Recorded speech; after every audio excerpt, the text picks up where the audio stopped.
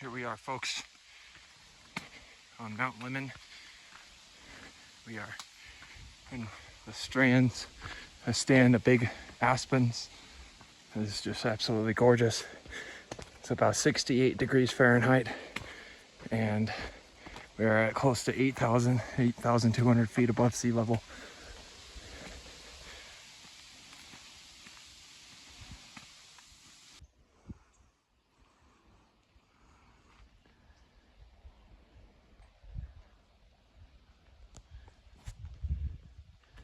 There's some of the cabins, Summer Haven, Mount Lemmon peak itself, standing at close to 9,000 feet above sea level. Here we have wildflower. It's an Indian paintbrush. Looks like we have some raspberry. It looks like little raspberry bushes. Not quite there yet. Come fall time though, they will be. This is the results of the Mount Lemmon fire in 2003, I believe.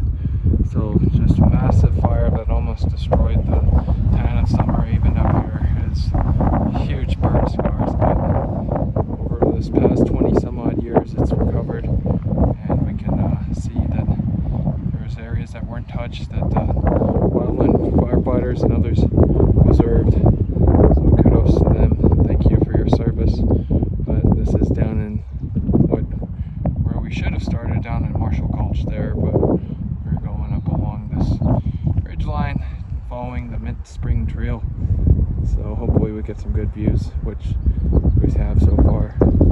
More berry bushes. Not quite there yet, as they are more often than not blooming in the fall, and we are here in the middle of July. I'm pretty sure this is mint. I could be wrong. I'll correct myself later on in the editing, but looks cool. Here we have an oak, Arizona oak species. It's got the acorns there. I'm gonna correct myself in editing, but I'm pretty sure this is a Granbull oak. Real common at these higher elevations. The nuts are super delicious and are a real good source of fats.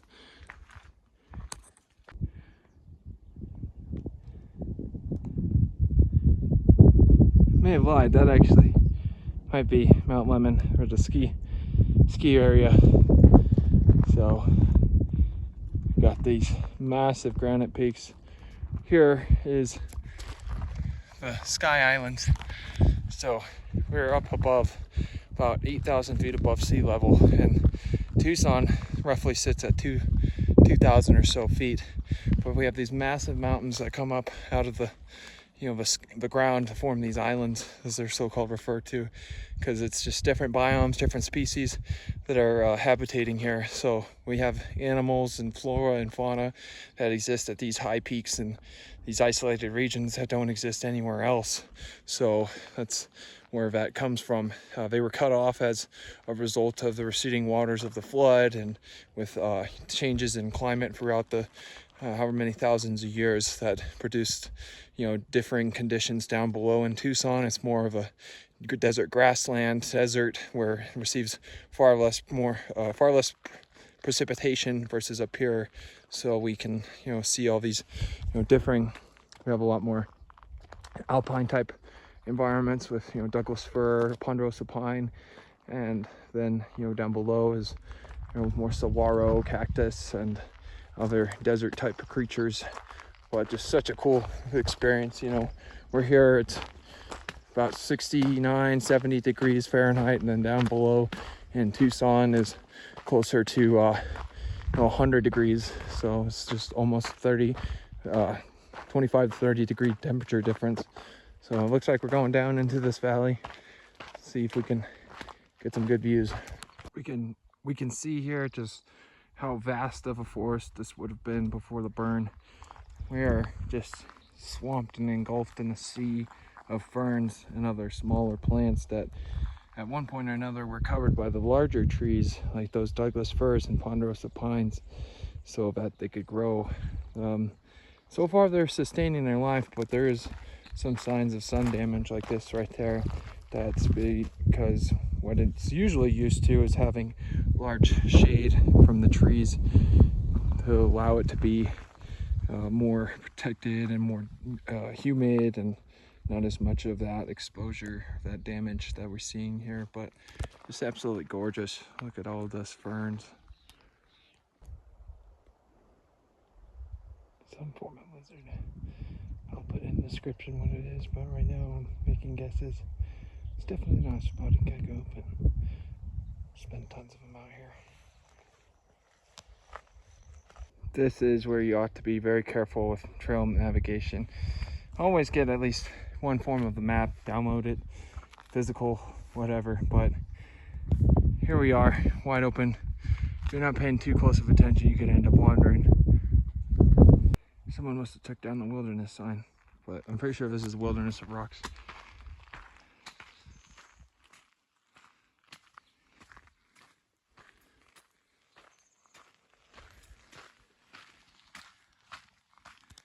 Here we have is the manzanita. You can tell by the red bark, and they have in bloom little red fruits. Manzanita is just little apple in Spanish, so that's where they get their name from, is their fruit. Well, here we come. This is a junction of a portion of the Arizona Trail, which is an 800-mile long trail. Goes from the border of Mexico to the southern border of Utah and northern border of Arizona. So crazy.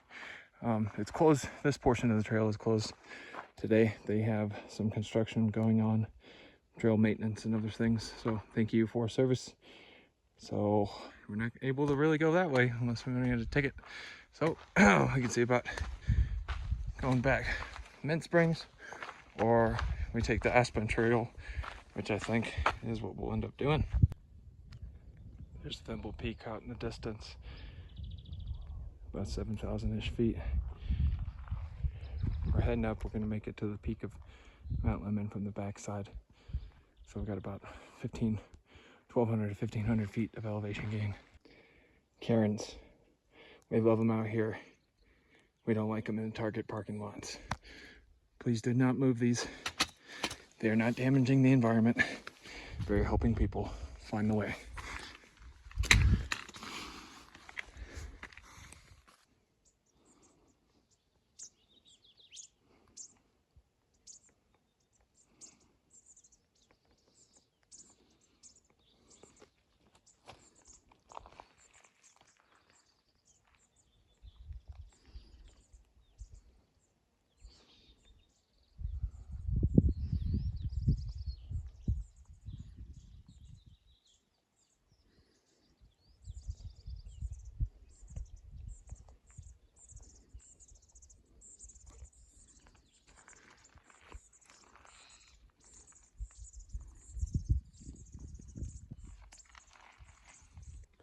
Here we have is what sometimes is referred to as Indian toilet paper.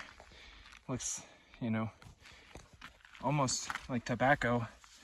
It's super soft. Looks like it still has a little bit of the water from the rain.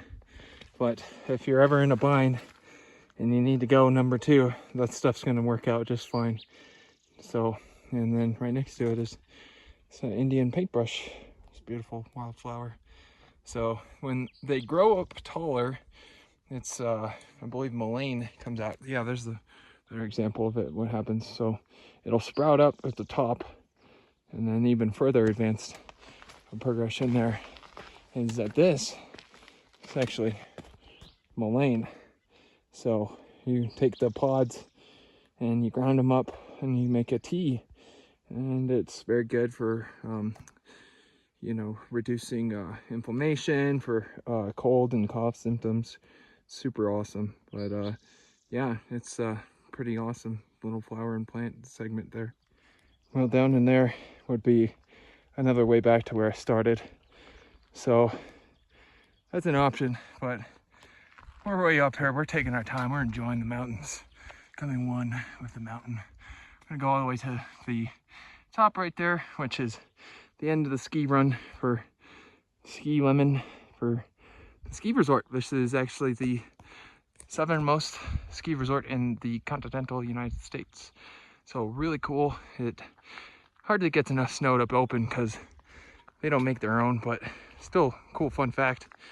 Down below is Tucson and Vail.